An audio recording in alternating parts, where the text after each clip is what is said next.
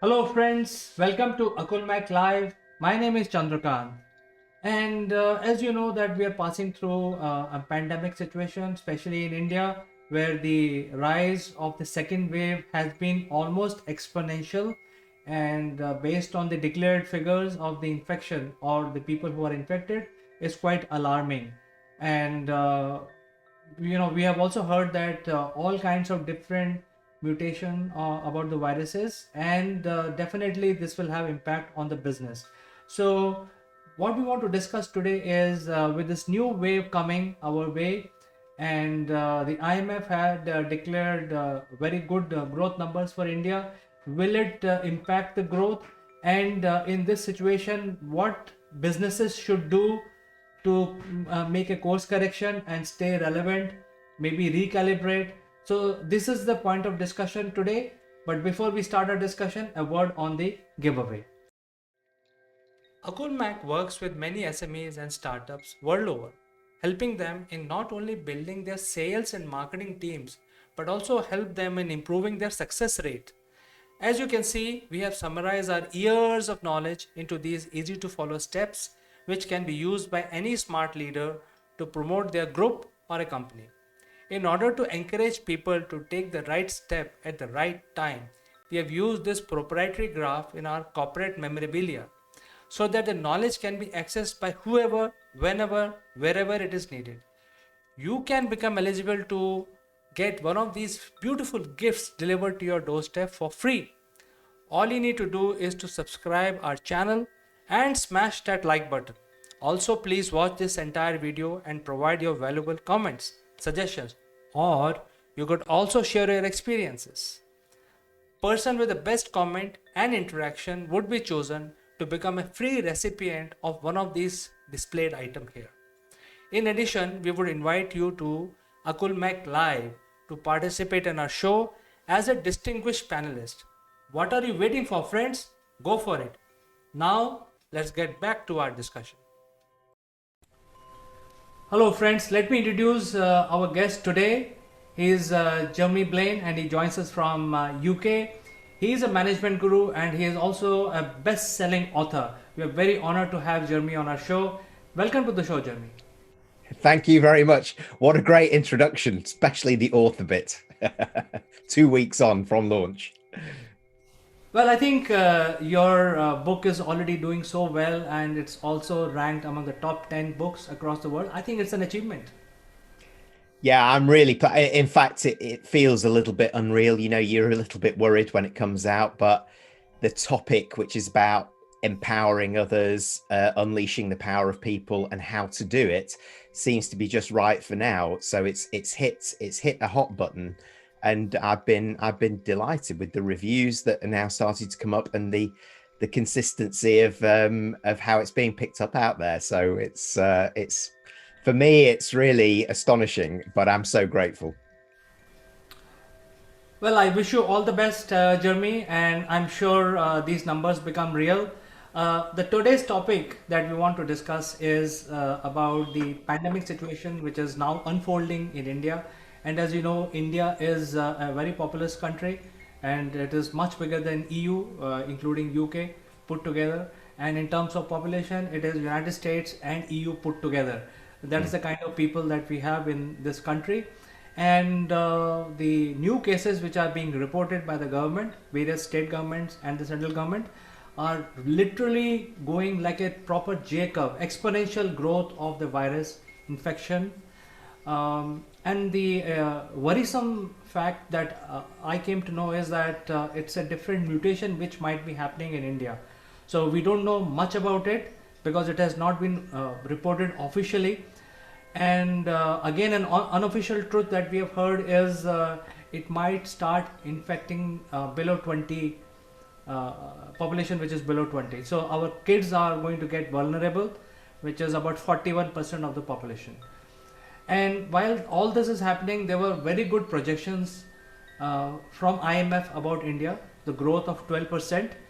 I'm sure with the new lockdown, which is now looming over our head, these businesses will have to recalibrate themselves now again. What is your opinion on this?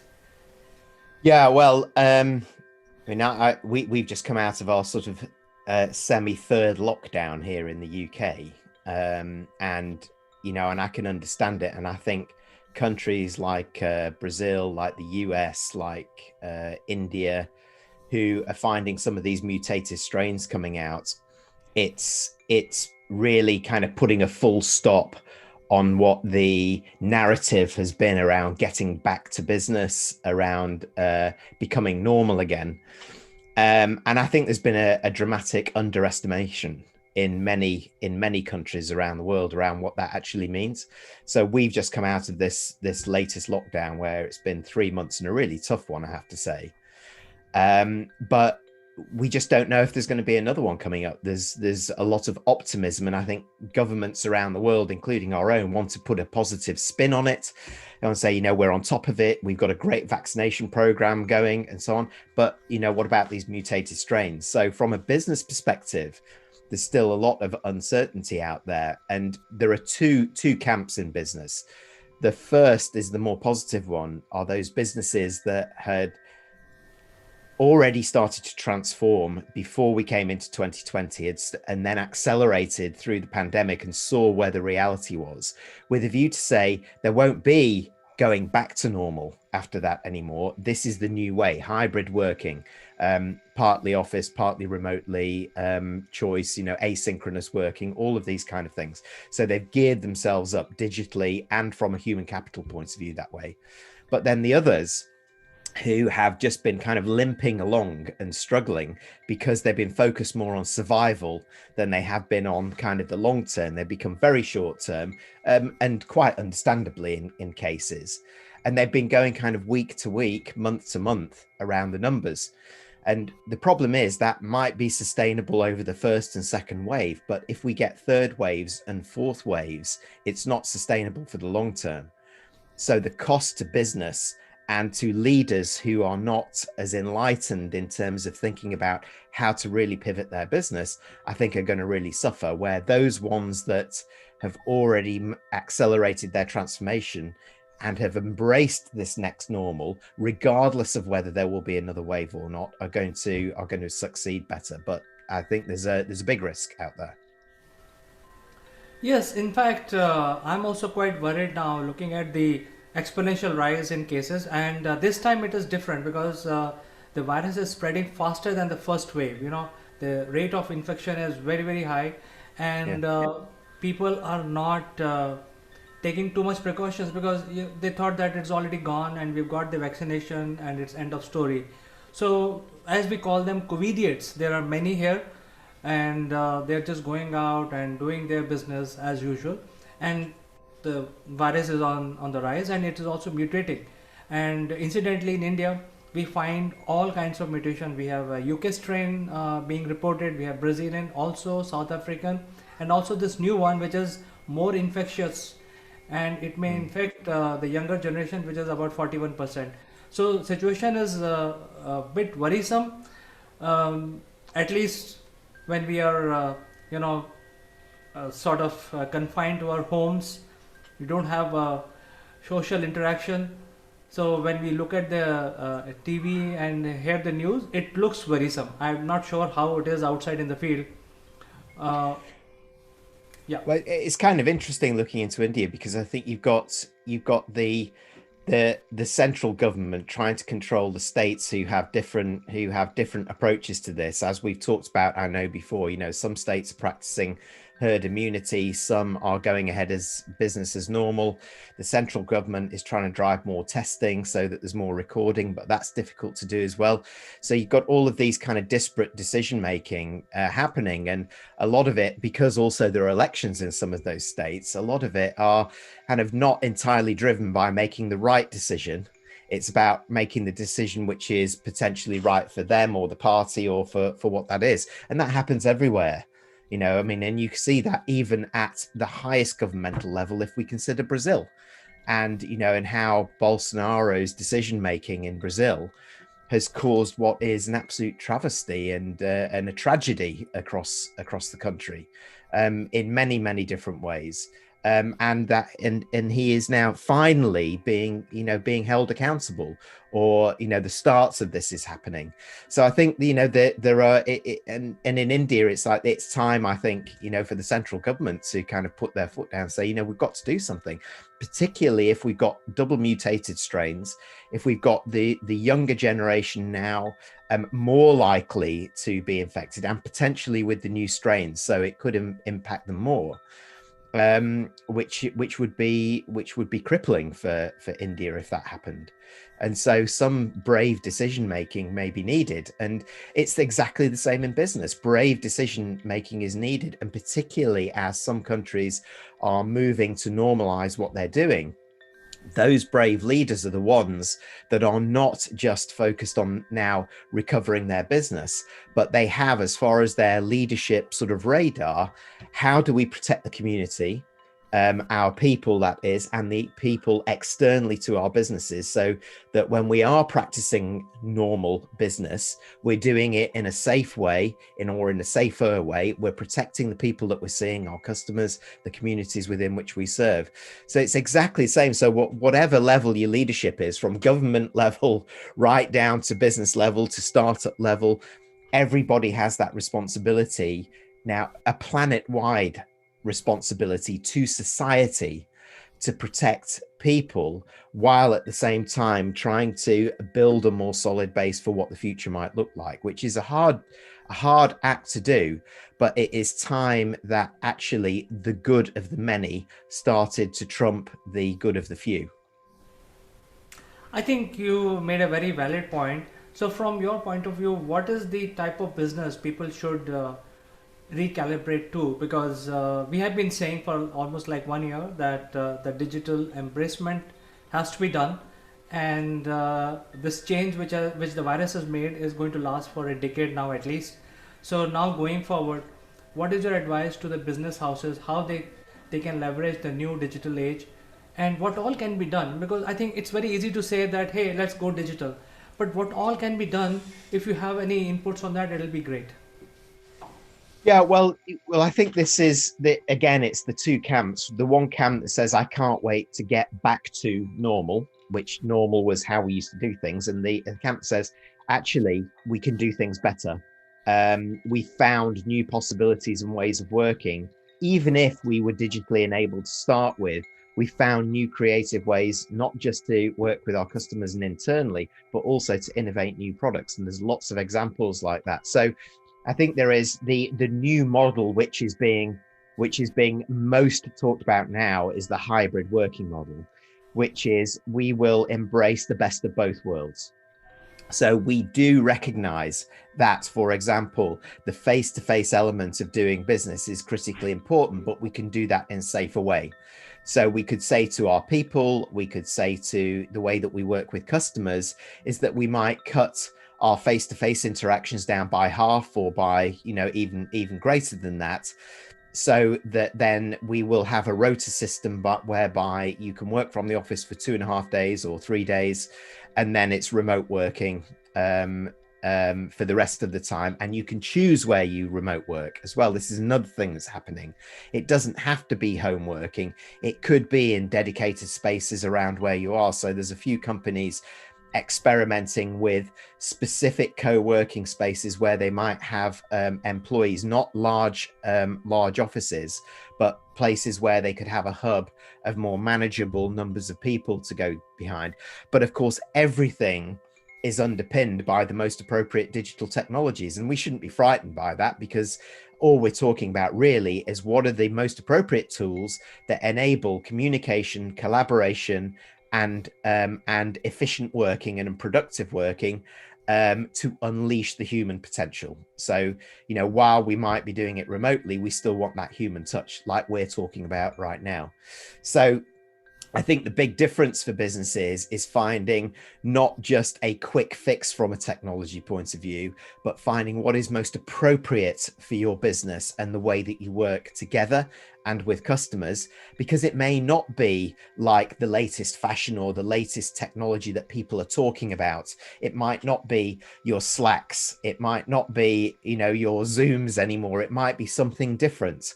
So you've got to find what's right for your business rather than rushing from one place to the next and finding certain things work, but certain things don't. Then, of course, CK, the one thing that we haven't talked about here is that within all of that, the big lack actually has been supporting training and development behind this. So to upskill people in the new knowledge that they need to manage all of these things and work in different ways, the new behaviors that they need to display when they're doing it in hybrid working, and how they interact when they're with technology, and the new skills that they need to not just embrace the technology side, but find slightly different ways of using their communication skills so that they can still demonstrate a very strong empathy and human touch, even through a camera, as well as when they're face to face. So I think there's a lot of things in place. But actually, what a lot of my customers particularly are realizing is they've not spent enough on the training and development side that supports it, and then the repurposing of management to support them through coaching behind and support behind the well-being, coaching behind the new skills, and helping people work more independently and asynchronously versus how they used to do before. Well, I think you made a very interesting point, Jeremy. In fact, a few days back, we had in the medical section in our program, we had a doctor, and we actually discussed about Zoom fatigue. And surprisingly, that video is trending, and even today there are people watching that video. So I think you're right in a way.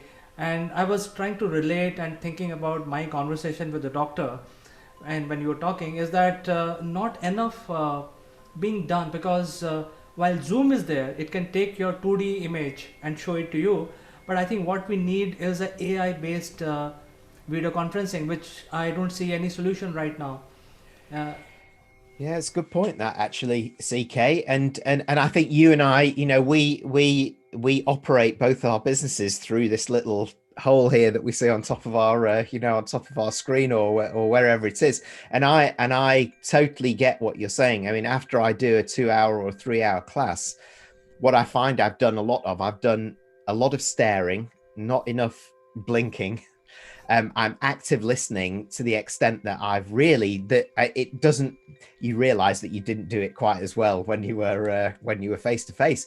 And I find it really tiring, and quite straining, and it can give you headaches. It can give you this, but then, you've done a year of this. So you've got to ask what's the impact on your health if you're not managing yourself correctly, kind of doing this. But it's as well as having that AI technology that can help it, it's doing those human things, I think, which is getting up after an hour, or taking off your glasses, looking into the distance, giving your eyes some relaxation, going out for a walk for half an hour. Lots more small breaks really have made a benefit. And I've had to, I talk about this stuff, but I fall into the same traps, and I'm supposed to be aware of it. It's crazy. Isn't it? I mean, I think you're looking for a solution which will give you some respite, some sort of a personal touch where you can have a cup of coffee with people without Yeah. any agenda. It's not always agenda which drives people when it Yeah. comes to relationship. So I think that is what is missing. And from my point of view, if we don't have that, then it's quite difficult to embrace the digital wave if there is no Yeah. support like that. Yeah, I agree. So I think there is a gap in the industry. While we say that the pandemic is here to last longer, I think it will mutate, and virus is quite intelligent from the evolution point of view. It will find ways to infect us again and again, and keep going around the earth. One day, some strain is discovered somewhere, and then the other day it is, the cases are found some other country which is like 12 hours away, even though we are not traveling. So virus has its own way. So we have to understand that, while the new entrepreneurs must understand that the market is very, very ripe right now to create new avenues And I think Zoom is a base platform. Zoom, Google, or any of these platforms are the base. And from here you can now, I'm thinking that even Zoom can start doing this because they have the base already. They have the charge model, and they can include the AI engine so that you can have breakout sessions, you can have coffee breaks, you can roam around you can transfer your call from desktop to mobile to your tabs, etc. So those capabilities should be present in order to really take our business on the digital bandwagon. Well, and of course, we were talking even before this pandemic about mixed reality. So virtual plus, and then probably more appropriate for big business, augmented reality. So that where you can, but nobody was really geared up for that. So it was a technology that we were talking about a little bit and was in pockets. It was used in certain technical trainings, and it was starting to be developed more of as an office tool, so people from around the world could come as avatars into rooms. We could wear headsets and we could be more immersive, and I think that would be actually a much better way of doing it, because if you have the tools like that where you can actually walk around as well as you're doing it, as long as you've got some space where you can't trip up on everything, actually you can start to have some quite different interactions. So I've been actually surprised that we haven't heard more around augmented or mixed reality solutions that are here. It kind of proves to me that they're not quite fit for purpose yet. And while there was a lot out there in terms of flash and some great as in some kind of great things that we would see and some great marketing behind it, the reality is quite different. But that could be the way forward. And I think unleashing technologies like 5G, for example, or the microcomb technology, these are the technologies where perhaps something like that could really come into its own, and maybe that's the next step for us within the next year. CK, who knows? Well, I see this happening this year. At least the need is there this year itself. And the same is true for schools because I think the children are missing out a lot of interaction, the school environment. I think same is true for schools. So I think you mentioned very vital points. I'm sure viewers will get some ideas, entrepreneurs will get some ideas, and if somebody is looking for any help on advice how to go about it, they can reach out to Jeremy or they can reach out to us. We'll make the connection happen so that some guidance can be provided to the new entrepreneurs and startups and SMEs. So it was pleasure talking to you, Jeremy, after almost a month. It's always a pleasure to know new things and learn new habits for business. It's great. Thank you very much for having me, CK. A very vital discussion I think we've had there. Thank you so much, and we will catch up in our show next time, next month. Will do. Thank you. Bye bye.